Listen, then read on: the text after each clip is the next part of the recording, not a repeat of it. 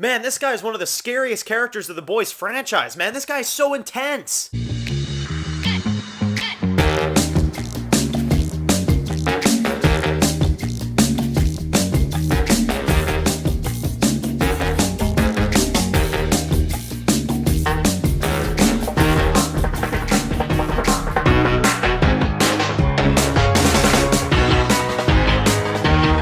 Well, I must say, I do not know how to feel about this episode. Hey guys, it's Dan, your host of your Dan's Reviews, and today I'm back for another video for Gen V. This one is my review for episode 4 of season 1, The Whole Truth.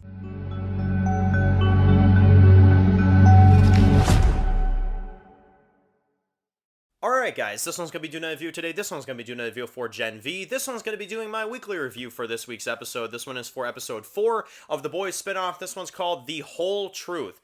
Oh boy, that title has a meaning. Yeah, okay, so episode 4 of Gen V. So we're about halfway through season 1. I think it's been going decent, I think it's been a decent first half. I definitely think it's a little bit lower standards than the main series, for sure. It doesn't really compete. Not saying it needs to, but it doesn't compete in terms of quality. Now, I got some mixed thoughts on this episode. All right, there are some high highs, probably some highest highs of the show ever so far.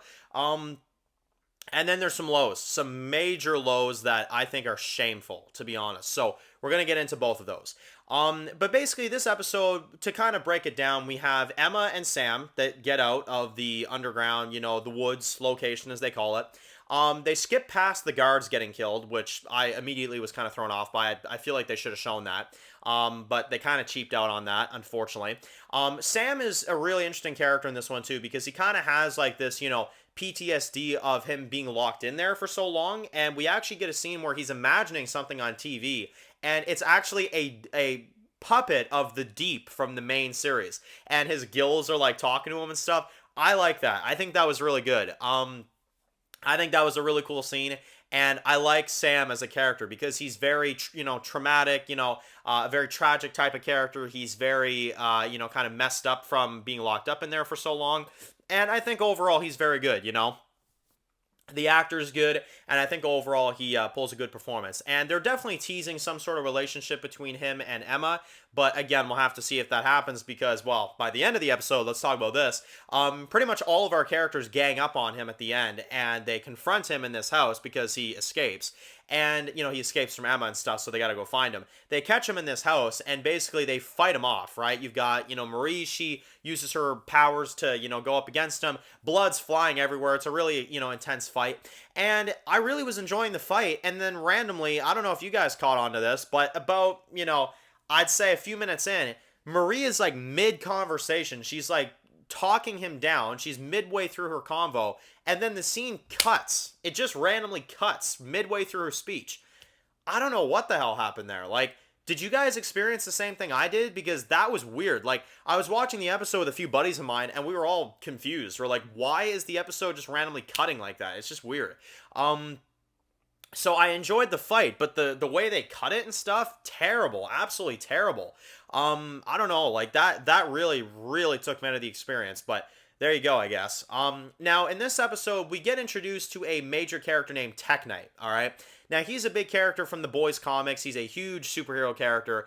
And his powers basically is that he can, he's like a major lie detector, basically. He can look really close into someone's eyes and tell, if they're lying. He can, kind of get up close and kind of see from a distance.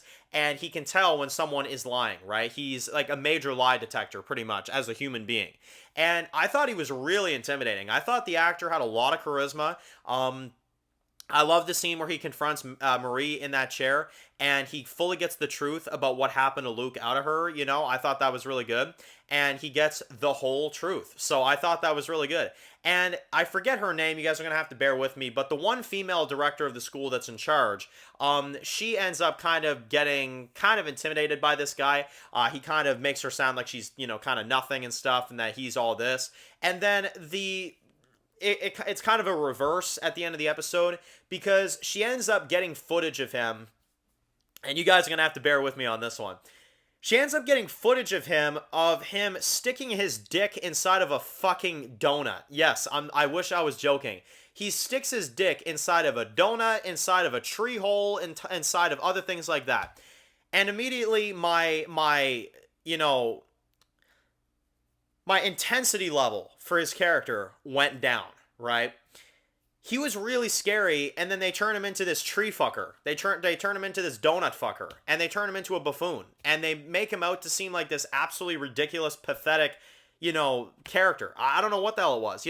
I get it's The Boys. I get The Boys is supposed to be out there and weird and different and all that, but it just came across as really just kind of damaging to the character, and they kind of turned him into a goofball, in my perspective. Like, it takes the fear out of a lot of what he was doing, And then I found out that he was going to actually be a character that goes over to The Boys Season 4. So, yes, he is a setup character. But apparently this is his only episode. Apparently he cameoed in this one. And I just felt like his character kind of fell flat in the final few minutes. I just did not appreciate what they did to him. They made a mockery out of a guy that was really, really scary at first. And now he's not all that scary. Like, I don't get it. And don't even get me started on the whole, the female of the school. She is the one that exposes the man for being pathetic and weird and all that. Not to mention, we have the Brinks guy from the premiere. He's the big, intimidating male. He dies too. Like, they're really starting to make the male villains just, pathetic losers. Like, you notice that? And then all the women females are, the big, powerful, this, that, and the other thing, And, well, let's then talk about Marie and Jordan. So the one agenda that they keep forcing on us in this show, and the one thing they keep throwing in our faces, and I think it's really getting annoying, is that she keeps saying she's the one black woman that's going to rule the world, right? The one powerful black woman. She keeps saying this, right? She keeps, beating this dead horse.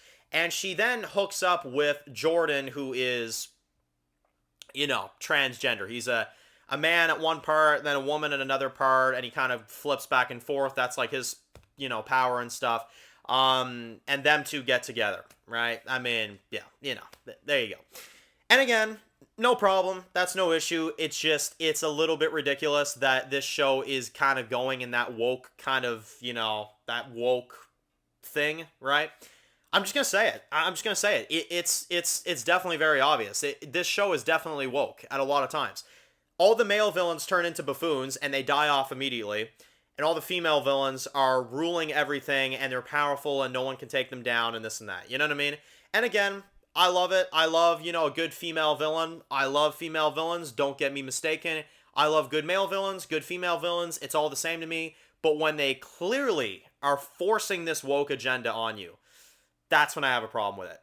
And this show, it's definitely a woke show. You cannot convince me it's not. So, there you go. I guess they turned Tech Knight into a fool, which, again, this is another reason why I don't like it. In the comic books, he wasn't like that. He wasn't fucking, donuts and shit. Why would they make a mockery out of a badass character like that from the comics? Why would they make a mockery out of a badass character like that? I just, I'm at a loss with this episode. I really am. There's elements I like, but then, they skip over the fight with the guards. They turn Tech Knight into a buffoon, completely against what he's like in the comics. You got Marie and Jordan getting together, which I'm like, okay, figures, right? They don't have any chemistry at all, but let's just pair them together, because why fucking not?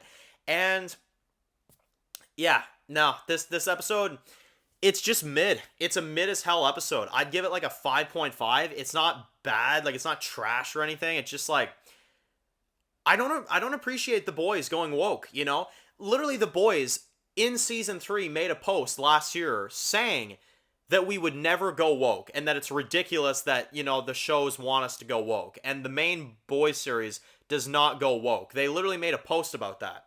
And now I'm watching this show and I'm like, I'm sorry, but the main show isn't, but this sure as hell is. And to be honest, if they keep this shit up and if they keep doing this shit, I'm probably going to drop reviews for this show. I'm not going to lie. I'm not in the mood to be reviewing some, woke agenda type bullshit. It's not working. It's not working at all. So I'm going to watch the rest of the season. I can't guarantee if I'm going to review it, to be fully honest with y'all.